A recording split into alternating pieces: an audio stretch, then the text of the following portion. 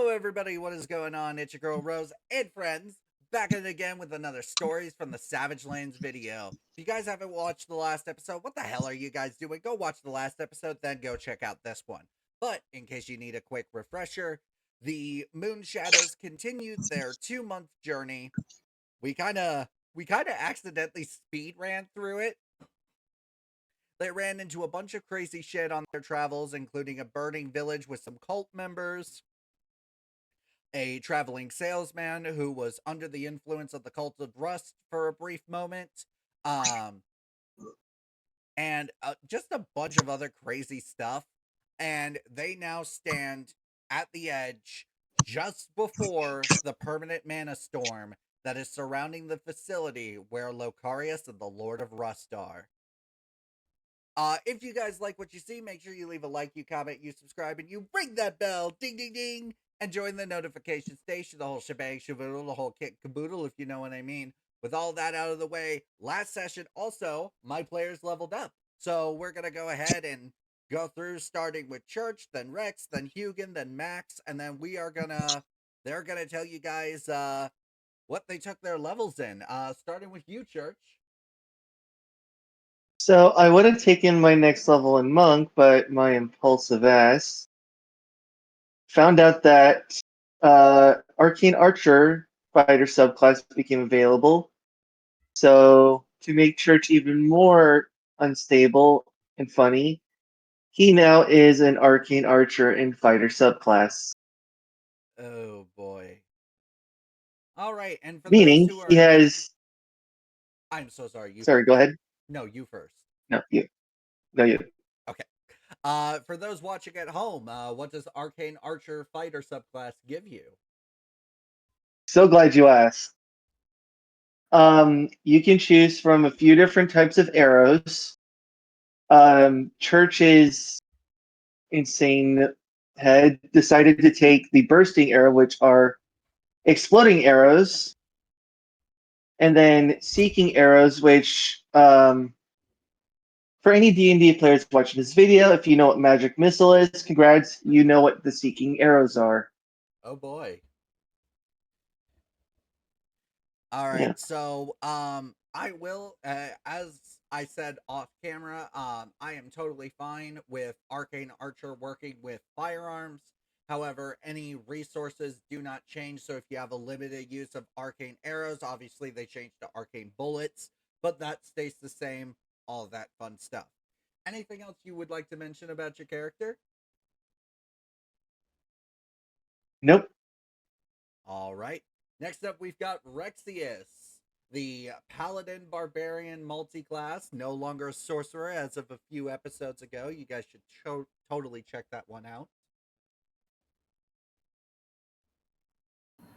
So Rex's 7th level is also in Barbarian, which means he gets his Barbarian subclass.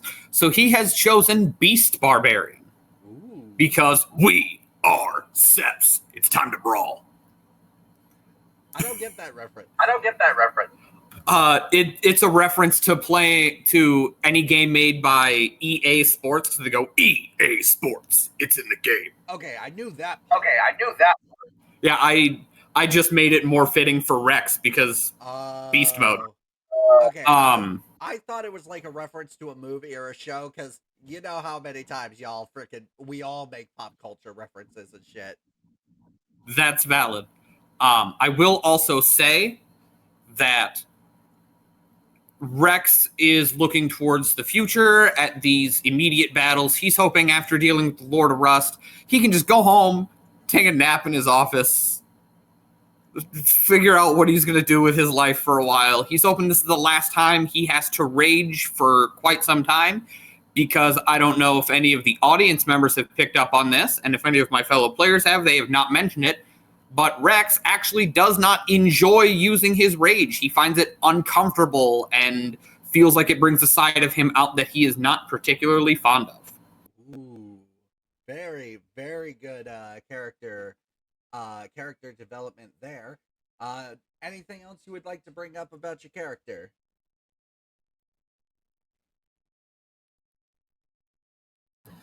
I think that's everything for now. But we'll see how that goes in the future. All right, next up we've got Hugin. Alright, I took a level in Wizard. I'm an 11 wizard. I am currently a 7th level wizard. Blade Singer. Blade Singer. What new spells did you get? I got Death Ward and something else a little bit special that I may or may not get to use. Okay, all right. Anything else you'd like to bring up about your character, Hugin?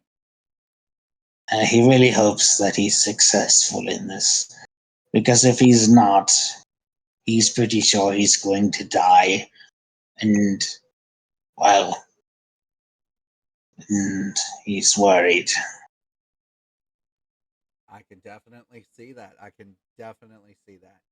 And last but certainly not least, we've got Max. What did you end up taking your 7th level in? I took my 7th level in Ranger because for the for the 4th level, I've chosen feat over ability score improvement. So I chosen the feat of Savage Attacker.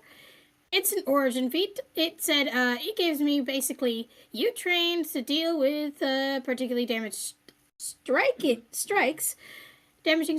Once per turn, you hit a target with a weapon, and you can roll the weapon's damage die twice, and use either roll against the target. Oh boy. So I do want to ask something just because no player I've had has ever taken that feat. It does it specifically say when you make a weapon attack, roll the damage twice, or is it just melee or just ranged? So, what does it say literally about this feat is, basically it said I can roll the weapon's damage die twice, meaning I roll the damage die 2 times and use either roll against the target. So I take any of the 2 rolls and use that set damage. Okay, that does make sense. So, wow, that works on melee and range. That's actually gonna be really freaking good. I'm not gonna lie. So, I will let you guys know you have 2 free rerolls given to me by your kind and loving dungeon master. Do you?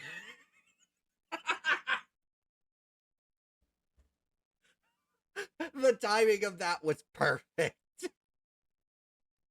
The timing of what? I said kind and loving dungeon master, and I just hear, I don't know who said it, but I just hear, mm-hmm. That would be Max. And in reward for that, all right, so That reminds me, I've got to dig out Prison Pedal. You said prison pedal? What the heck is prison pedal? Priz and Pedal. They are 2 3D printed creatures that I've got. One's a dragon and one's this little like rose turtle. Okay, that is genuinely cool. I cannot wait to see those. But yeah, so everybody is currently in the battle map. Hugin, we did talk about before we started recording, you had casted Death Ward on yourself, and you had also drank one of your Mana Storm protection potions. I will say that because this is a permanent Mana Storm and without spoiling anything, there is still a chance that your spells are going to fail, but because you drank that potion, it is only a 5% chance of failure. Alright, I'm going to use Infernal Legacy as well, since I'm headed into this area. And I know that I am. And I'm going to gain 10 temporary hit points with Armor of Agathis. All right. So we are going to go ahead and... All right, now the lovely viewers at home. As the lovely viewers can see at home, I have already rolled the Dragon's Initiative. I just realized I forgot to put Bucket on here. Gosh darn it, I knew I was... It's always something. Every session, it's always something.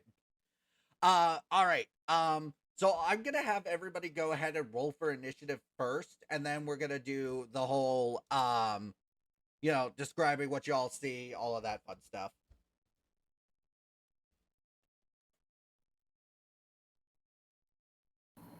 I got a 12. Oh Oh, no. I got a 12. So did I. I got a 12 also. Max, have the what's your higher- dex modifier? My I dex have is a plus 20. 2. Mine's +5. My dex modifier is -1. I'm last of the three of us. Yeah. If you two would like, we, the three of us can re-roll. Reroll initiative? Sure. Sure, works for me.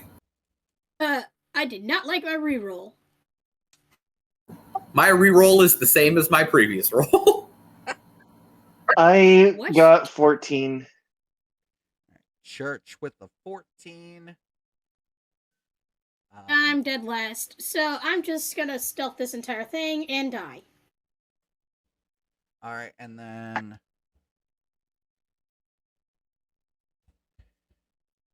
go ahead and Control X, and then oh, geez, Louise.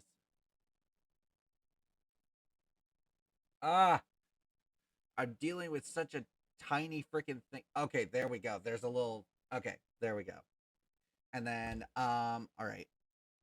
So Hugin had got a 20, so Hugin is gonna go there with a 20,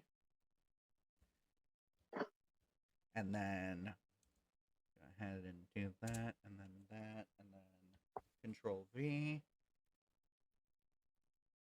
Church with a 14, Rexius with a 12. A 22 is probably the highest initiative Bucket has ever gotten in this campaign. All right, so Damn. the initiative has been rolled. For the viewers at home, I got one of those Owlbear Rodeo add-ons that adds weather to the map. I wish I could have made the map a little bit darker and maybe make the cloud thing going on like a light blue, because that's supposed to be what mana storms are. But we are just gonna roll with this. So you guys approach the hideout, and at first the dragon is sleeping. You guys are kind of tiptoeing and whatnot. Literally, the moment you step in to where the mana storm is happening, the dragon just immediately wakes up. You don't it's not like one of those step on a stick wake and it wakes up type things. It's almost like by you walking in here, that was the stepping on the stick moment. And it looks at you all and actually speaks to you all in common. Step away now, and you may yet live. As much as we like to do that, we can't. There's too much writing on what we're doing right now. Very well. It is your funeral. And with that, Bucket is going to start off the initiative. She unfortunately though does not have any ranged weapons because the dragon is basically perched on top of the facility. So she is going to ready in action to I was about to say, where is she standing? let me grab the laser pointer. She is Wait, right here. can Bucket use bows? I am. Let me check. I was going to say she could grab like a grenade off my belt and throw it, but Not just that. I have the True Shot bow. I could let her borrow it. Oh yeah, Project True Shot. All right. Yeah. It has a range of 150 to 600. Ooh, that's actually really good. That's a better one.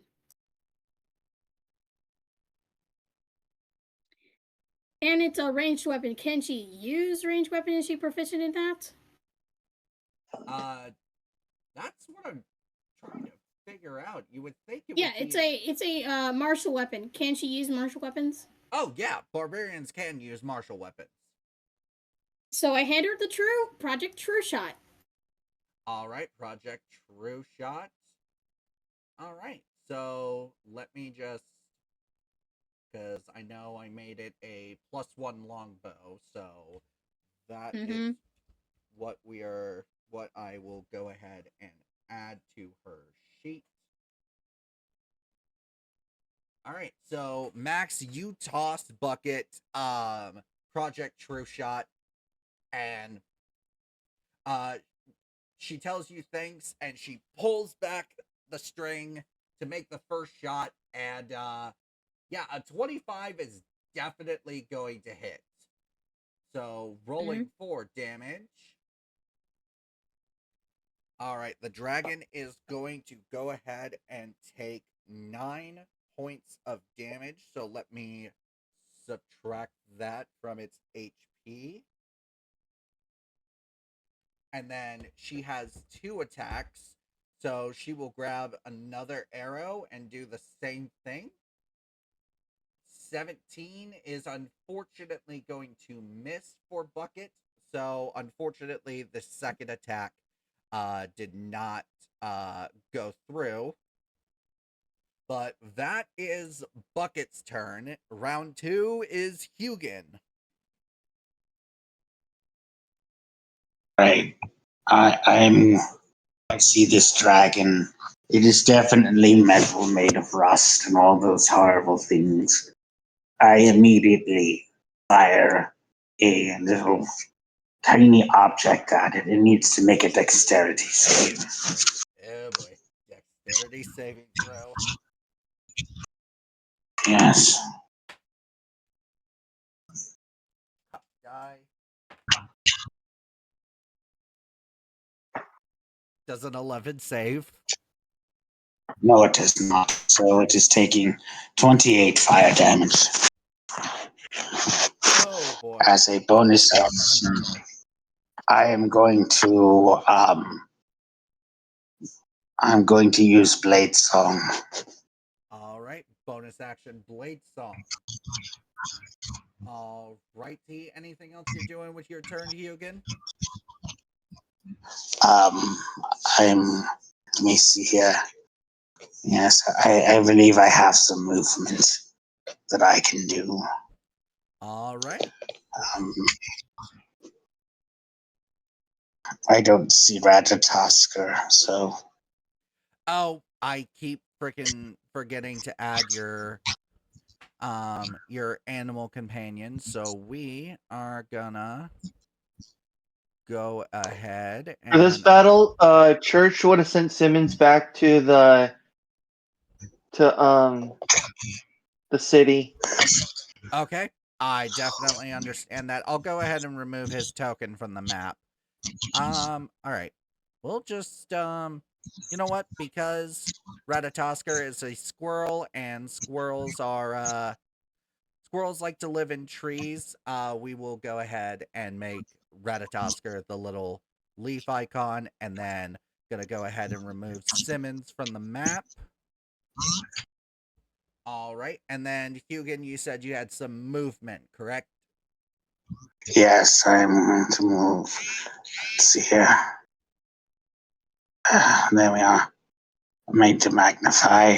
Grab myself. There we go. And move my little buddy behind me. There we are. And that is my turn. All right.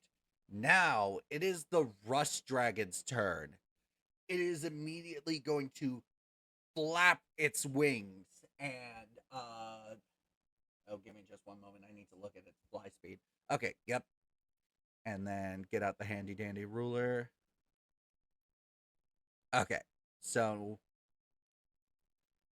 the dragon is going to flap its wings up and start flying towards everybody.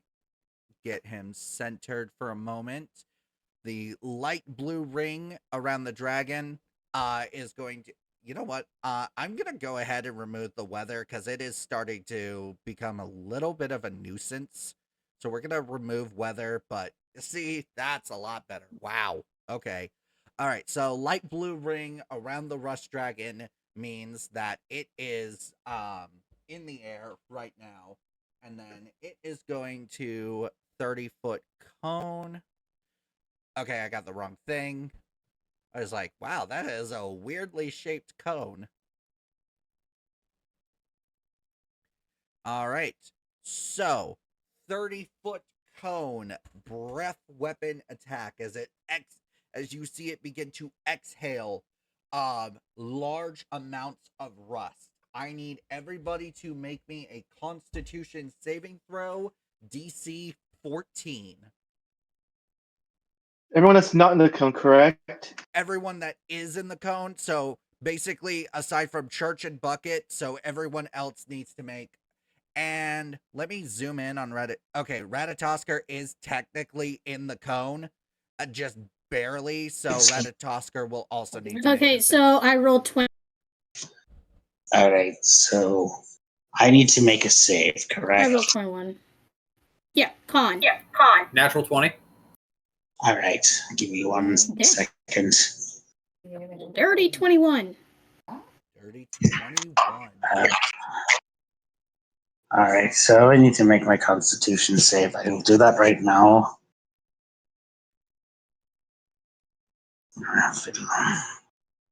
I know I want to succeed this. Where are you? Okay, there you are. Abilities and saves. Constitution. Here we go. All right. I'm assuming a 28 succeeds. Yeah, congratulations, everybody. You all succeed. So you guys are only going to take, let me do some calculations real quick. You guys are you guys are only taking half damage, which is going to be 21 points of damage. What type of damage? Rust damage. Okay, got it. That does remind me, for the players and the viewers at home. So, if a player takes 30 points or more damage, of rust damage, they automatically progress to either the first stage of the rusted condition or move on to the next stage, whichever one. So, like, if Rexius had the rusted condition, he already had level 1 of the condition, and then he took 30 points of damage, he would automatically move on to level 2. But the Constitution, if you succeed the Constitution saving throw, then you do not progress. So because you all succeeded, you, even if it was 30 or more, because you guys succeeded the save, you wouldn't have gotten the rusted condition. So how much damage did we take? Those of us who made the save and everything? Everybody made the save, so you guys only take 21 points of damage. Ouch. Okay, noted.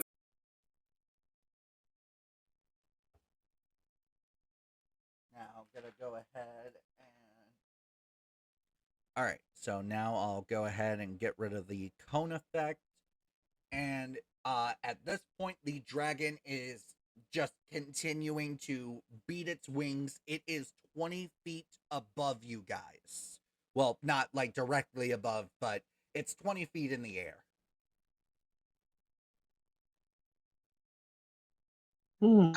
And with that, Church, you are up, my friend. Yay.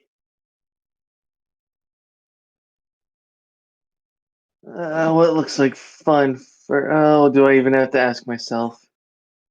Church is pulling out the lieutenant. All right, go ahead and... All right, Private, what are we? Oh my God. Is your pet iguana misbehaving or something? Jesus! Rex, give yourself a point of inspiration. That was perfect. I did say that I would voice all of the sentient weapons, so I had to. Aside from Stabby. Stabby's the one I voice. Correct. Hold on, I'm having a laughing fit for a moment. Okay. I'm good. Okay. Here we go. Wow. To be fair, the die didn't even bounce on D&D Beyond. All it did was just bank off the side of my screen. So that's depressing. Yeah, unfortunately, an 8 is not going to hit. God damn it, Private. I knew you couldn't hit the broadside of a barn, but I thought you could at least hit a dragon's ass. Hold on, let me check something. I wonder if I can do something a little hilarious here. Ooh, I got a little lightheaded there for a moment.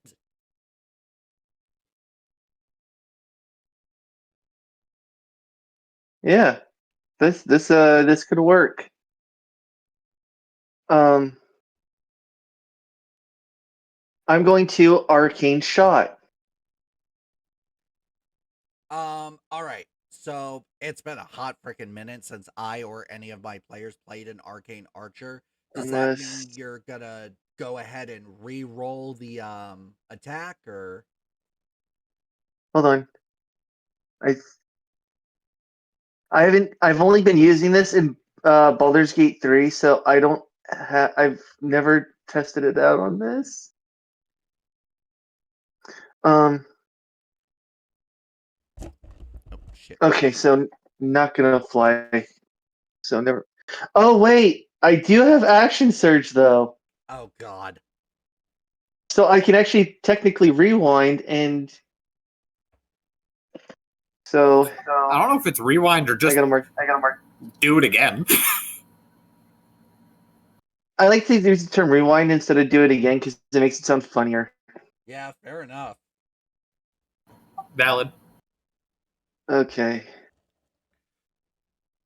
Though I will work say, with me here, Lieutenant.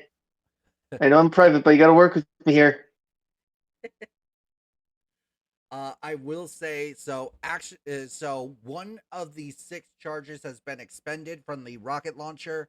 Action surge. When using action surge, it does count as using another charge of the. I thought it had 8 charges. Did it have 8 charges? And I'm just I could also be misremembering, but I'm like 85% sure that it was 8 charges. You know what? This is Two a were very two big. were expended. Two were expended during the purple worm fight, so you are not wrong. Okay, yeah, Yeah. it's 8 charges. So okay, you have 7 charges left, and then if you action surge and attack again, you'll have 6 charges.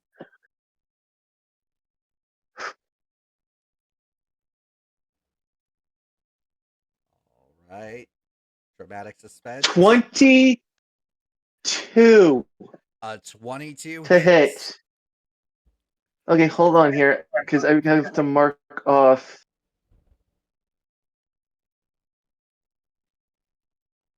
All right, and then go ahead and roll.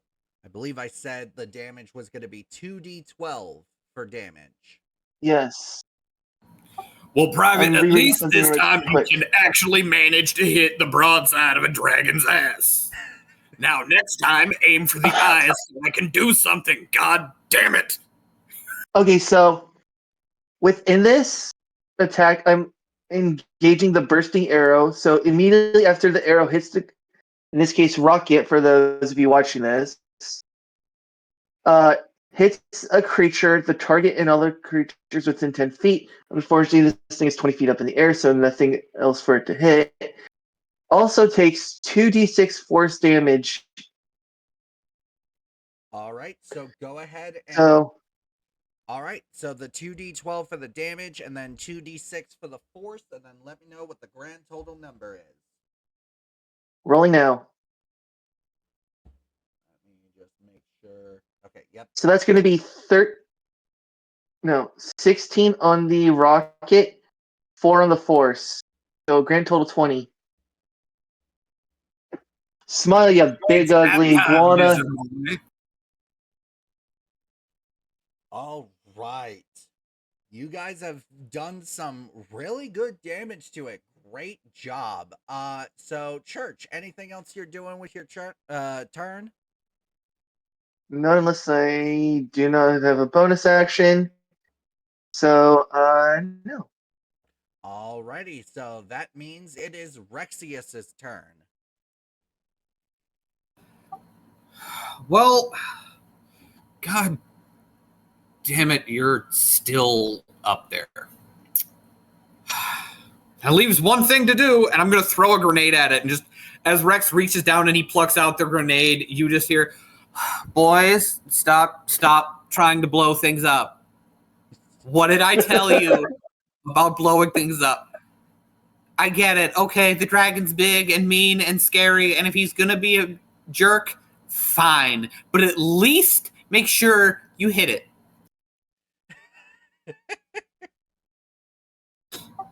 Sorry, I wanted to make sure everyone remembered she's just an exhausted mom.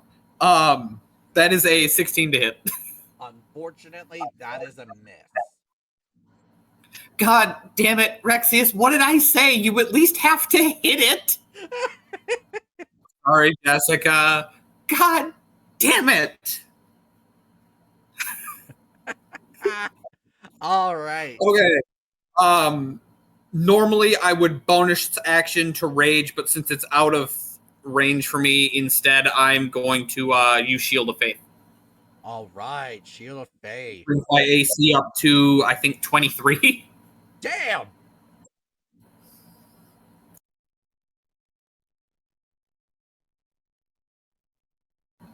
Or hold on, because it's 16, 17. No, so it brings it up to 20. Okay, 20. My brain keeps defaulting to the plate armor because the light shirt thing he's wearing has a different AC, I think. Or has a different DC. I'm like 95% sure. Okay.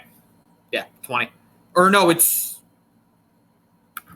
Hold on, let me check something in my inventory so I know that if it's 20 or 22.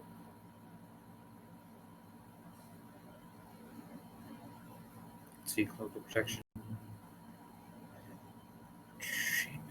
So yeah, it should be 22. All right. And with that, it is now the end of Rexius's turn. Max, you are up. All right, I gotta plan this one out. And being that if I get any closer, I won't be myself. So I'm just gonna KX Soul Blast. It's 130 feet, and I think being about 65 feet that I used with a ruler measuring. Well, it's nearby, but it's about 15 feet. I could easily just use another attack with different attack, which would be.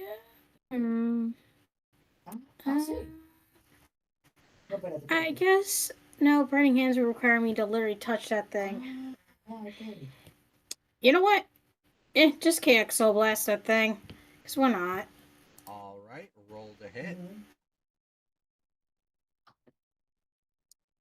All right. 13.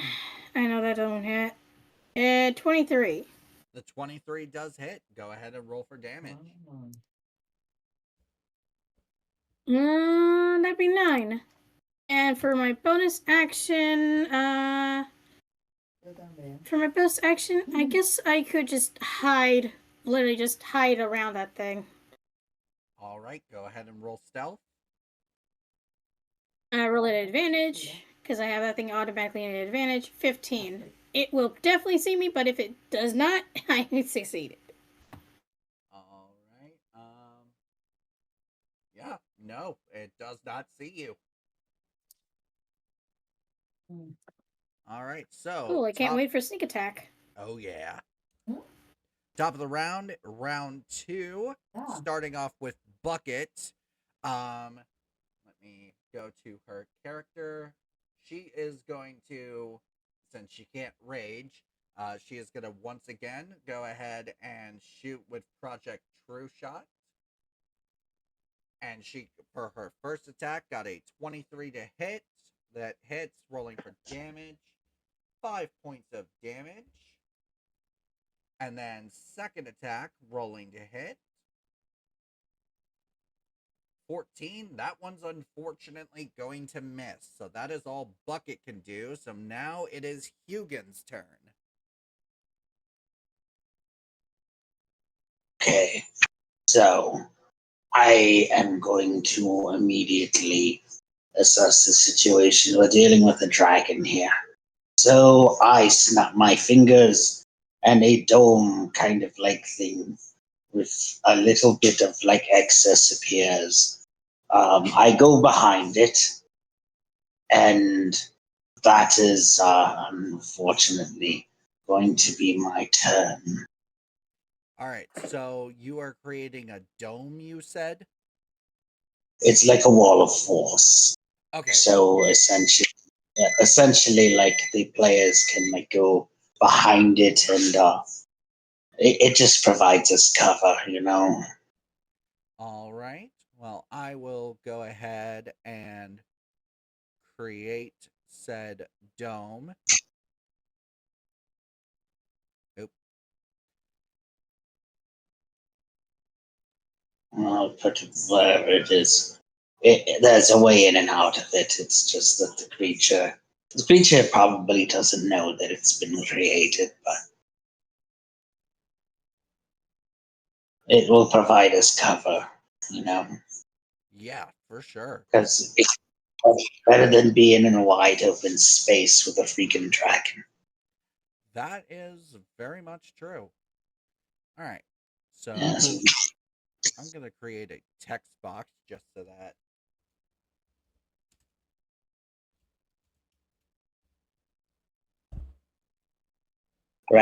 Tasker has gone back to the Feywild.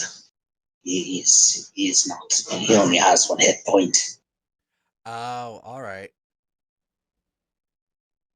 Wall of Force. Confirm and then move the text so that it's at least somewhat around the wall of force. All right. So, Hugin, you said that was going to be your turn.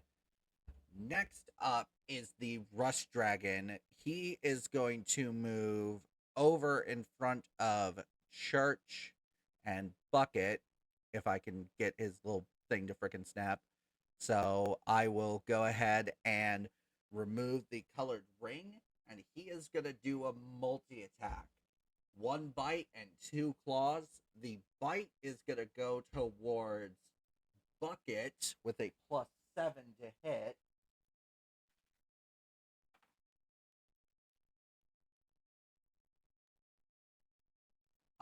21 is definitely going to hit Bucket, so she is going to take 2d6 rust damage. Grand total of 6 damage, subtracting that from her health now. And then the claw number 1 is going to also go towards Bucket.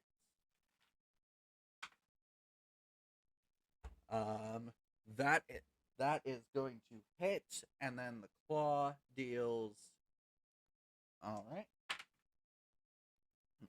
So 7, 8, 9, 10, 11. 11 points of damage. And then the final claw is going to go towards you, Church, rolling to hit. I'm assuming a 12 doesn't hit. Nope. All right. Well, so it So with a 12, the attack would hit, but Church just.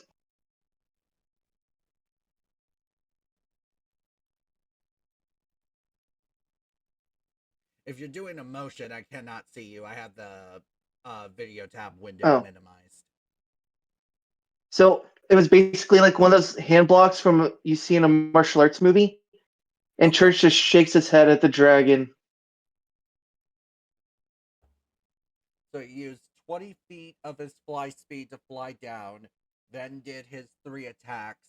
So then he is going to fly back up, which, correct me if I'm wrong, provokes an attack of opportunity for Bucket. For not only Bucket, but for me as well. So Bucket's going to take her attack of opportunity, so we'll resolve that real quick. Switching to the Warhammer, she is going to wield it two-handed, and she is going to use one of the 2 rerolls that I gave out. For me, however... I will say that Bucket also has that sword. Sword?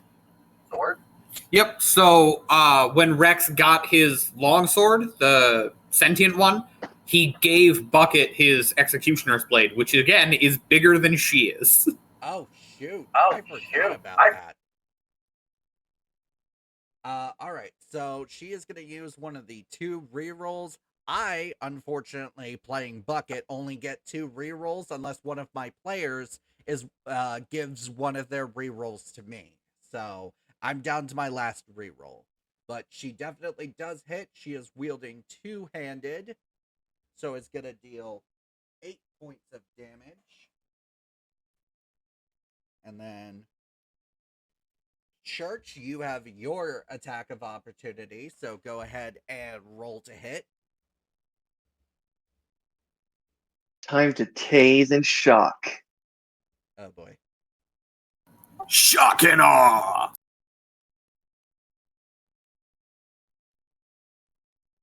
We're looking at 20 to hit. That hits. Go ahead and roll for damage. I am obliged to remind you, the gloves are electrified. Oh boy. So since Church is level 7, that merits an extra 1d6 lightning damage. Alright, go ahead and roll damage. So that's 13 plus max damage for the lightning damage, 6 damage, so total 19 damage. Alright, because you dealt so much freaking damage to the Dragon Church, I am going to roll a d20, and basically, this one I'm not going to use, tell you guys the DC, but if the dragon fails, it will not be able to use its fly speed, so it will be stuck on the ground. So I'm going to go ahead and, yeah, we'll go ahead and roll. Natural 1. Deet. For 1 round, the dragon cannot use its... So basically, on its next turn, it will be able to use its fly speed again. I'm going to look at the rest of the group and go, hey, yo, pummel party on the dragon. Alright, with that being the Rust Dragon's turn, Church, now it's your turn. Why ruin a simply fun thing? Oh, wait. I forgot. I'm not only wearing electricity, I'm also wearing fire. Oh boy. So the lightning just turns to, like, fire has... Now it's the flaming unwraps that are active. Mentor was right. This is fun. Go ahead and roll to hit. I gotta say it, as 24 soon to as you hit. mentioned the fire, all that popped into my head was, because you might be fire and ice, but bitch, I'm fire and lightning. And that made me laugh. That is a song reference, just for anyone who isn't aware of that. With a 24, that definitely hits. Go ahead and roll damage. Let it be known, this is the first time in history of using these. The monk's flaming unwraps have officially done max damage. I will say, I think you used them before you got the taser gloves, but this is your first time using them since then. And them hitting max damage. Oh boy. which is 14. All right. No extra damage though, correct? Correct. All right. Anything else you're doing with your turn, Church?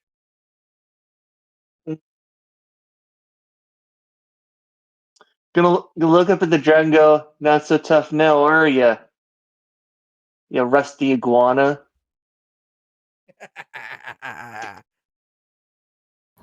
I told you, Private, someone's pet lizard is just being a whiny little bitch. Now we have to do something about it because they can't even handle their own stupid fucking iguana.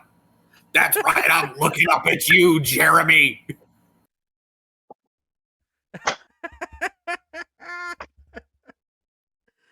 Oh boy. All right. So, Church, nothing else you're doing with your turn, man?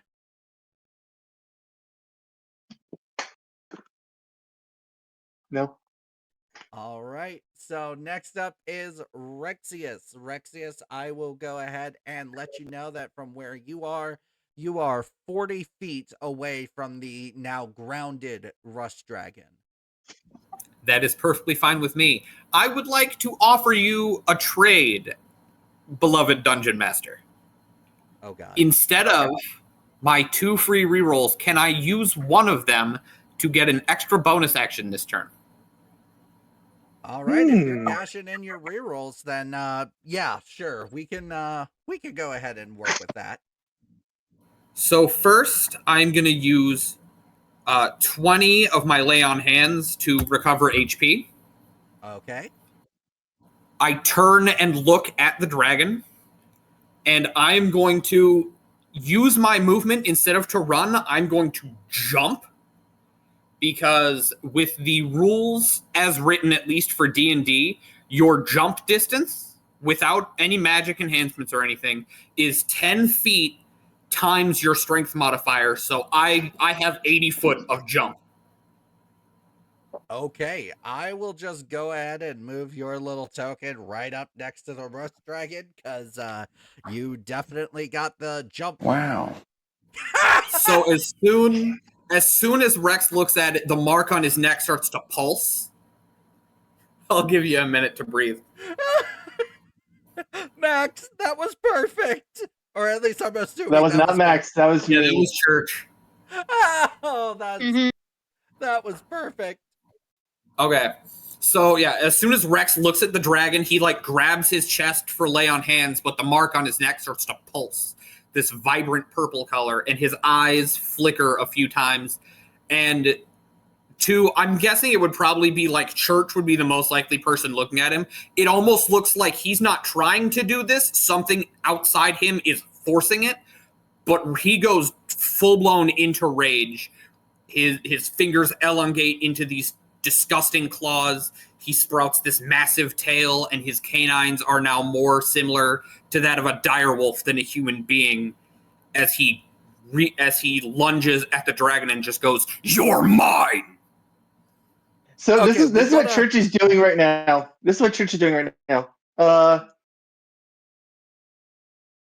Rexius, you good, bro?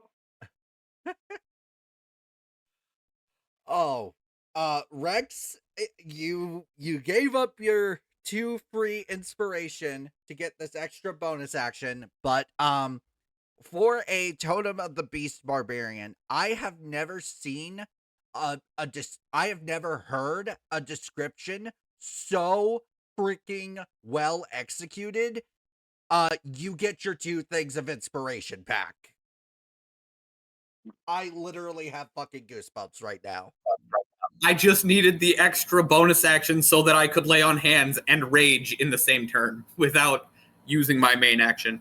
I am going to attack it with my... I'm going to bite attack it with my main action. All right. Go ahead and... I am biting a giant dragon.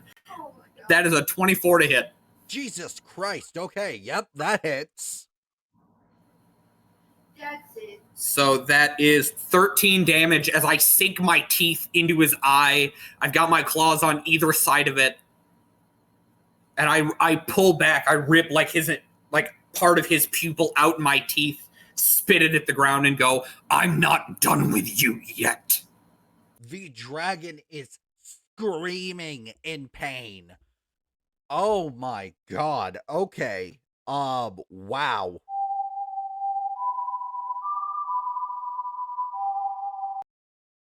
DreamWorks, please don't sue us.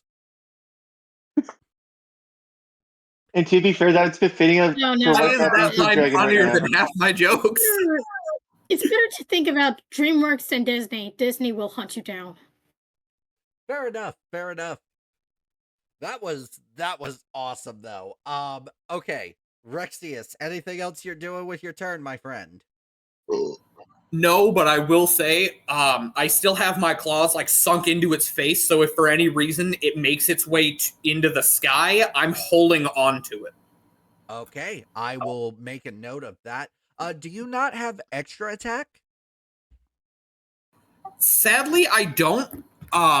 Neither.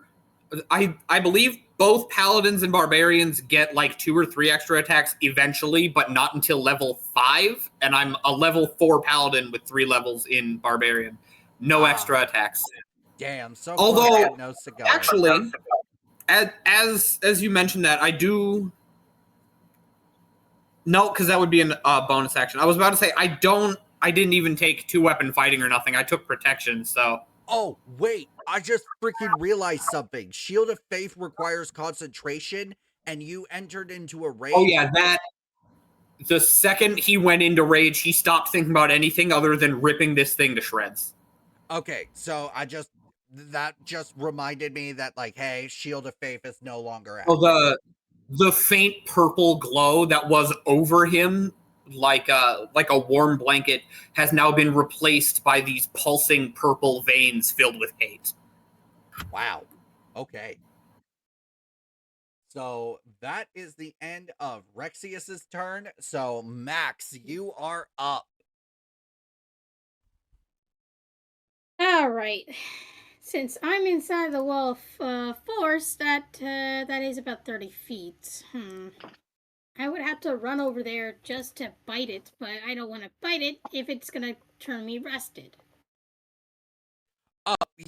You notice that when Rexius took a bite out of the rust dragon, yeah, nothing happened. Oh. Well then, I'm gonna start sprinting towards it. My walk speed is 45 feet. I could just walk towards it, but then, you know what, sprint, and I'm just gonna sprint towards it. 90 feet, basically. So I just basically spent like 60 feet just trying to run up towards it, as in running up on its body, and I start biting it. All right, go ahead and roll to hit. 7 on Primal Savagery. I will take that reroll. All righty. 19. 19 hits. Go ahead and roll for damage. 12 acid damage. So as you sink your teeth, let me just double check. Oh, no. Okay. I could have sworn I put that in there. All right. So you deal 12 points of damage, and congratulations, Max. That was the final blow. We are now entering cinematic mode. You sink your teeth into the rust dragon. It lets out a cry of pain. At this point, its wings are spread out. Max, before I continue with this, I will give you the option if you want to, like, be hanging on by your teeth, or if you want to immediately let go. You know what? I just hang on it with my own teeth. All right, and Rex, I am assuming you are still holding on to the dragon? Yep, the second it goes to move, those claws sink just a little deeper into its scaly flesh to hold on. So it is letting out a scream of pain as it begins to take flight. It is like, normally dragons, when they fly, they're very graceful, almost elegant. Yeah, no, this looks like the dragon downed like an entire tavern's worth of booze as it is just stumbling around. as it begins to fall and right into the building. Rex and Max, I will need you both to make a dexterity saving throw. Also, here's a better description for how bad this dragon is going. Think of it as 3D model dragon, but imagine in the hands of a child that decides to group around with it. I'm going to use one of my rerolls because I got a 3. 22! Make that another one because that's a 2. Jesus. Okay, an 11. All right, so Max, Crap. you save. Unfortunately, Rex, you do not. You will be taking the full brunt of the damage as the dragon just begins falling from the sky. Max, you manage to like position yourself in a way to where you're not taking the full force of the damage. But so let's see here. Max, you take 6 points of damage. That is rounded down and halved. Rex, you take 13 points of damage as the dragon crashes into the building. You guys you and Max before anyone else see a bunch of Cult of Rust cultists surrounding the Lord of Rust, chanting an infernal. They are immediately stopped as soon as the dragon crashes. One of the cultists whose back was towards the door, he is like looking in a like he has a face of fear as he almost just got crushed. At this point, you guys see the Lord of Rust. However, the ritual has not been completed. The nightmare that was haunting you guys for the last week has come to fruition.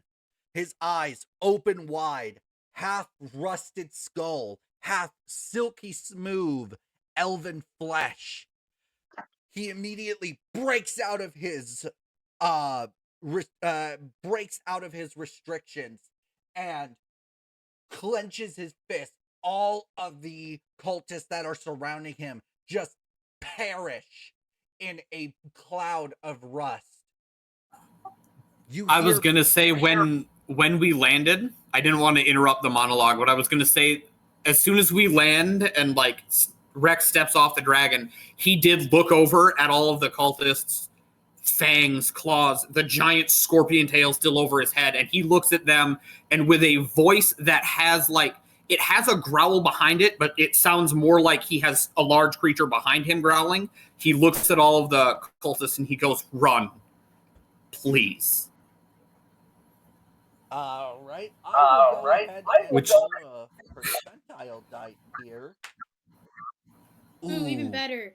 While that whole, you just hear very, very distorted dragon, the DreamWorks dragons, that writing music. That is what happened while we were just falling. So I rolled the percentile dice, and unfortunately, they were not able to get out in time. They did, unfortunately, disappear into that cloud of smoke. You hear Locaria. I will say Rex was not trying to warn them to get away from the Lord of Rust. That is not his concern right now. It is mine. Enough. But also, question real quick. Oh yeah. Upon seeing the crash, the rest of the party would just run over to see if he's okay, right? Oh, yeah, of course. Everybody moved. The only reason I'm not moving anything on the map is because I know I would get distracted moving stuff on the map, and then the monologue would not be nearly as badass. And while the party's running the check on Rexius, Church is gonna flash 3 words on a paper to Bucket saying, "Use the book." Use the book. All right. So Bucket immediately pulls out the book and does as you asked. Meanwhile, while she is doing that, the Lord of Rust is awake, and you hear Locarius's voice that almost like a Starian, but a little bit deeper, less high pitched, so a little bit deeper. And the Lord of Rust, who is like very deep and monotone like this. And so you have from one side it's you said Astarian, but a little deeper than that. So something along the lines of here. Yes, exactly. Mixed with the Lord of Rust, who's even deeper than that, so it's I told you, you worthless mortals. Run, or I will leave you as statues. Yeah, something like that, basically. So you hear both of their voices at the same time. We knew it was only a matter of time before you showed up. No matter, though, we will dispose of you all, and we will return to our ritual. We are going to be right back, guys. I got some things I need to take care of real quick. All right, everybody, we are back, and that is unfortunately going to be the end of this episode here. This is it, you guys. This is it. The final battle is about to happen, and the video will be going live. The final battle video will be going live on the 3-year anniversary of Stories from the Savagelands. I hope you guys are excited as I am. What I've been doing recently is just mass uploading all of our sessions, so that way for the 3-year anniversary, we could have the final battle and the epilogue type thing. So if you guys like what you see, make sure you once again leave a like, you comment, you subscribe, and you ring that bell, ding ding ding, and join the notification station, the whole shebang, shaboodle, the whole kid caboodle, if you know what I mean. Thank you guys once again. I'm getting so fucking emotional right now. Thank you guys once again so much for watching. Thank you so much to my amazing players for joining me today. And this is Rose and Friends signing off. Stay magey, everyone. Goodbye.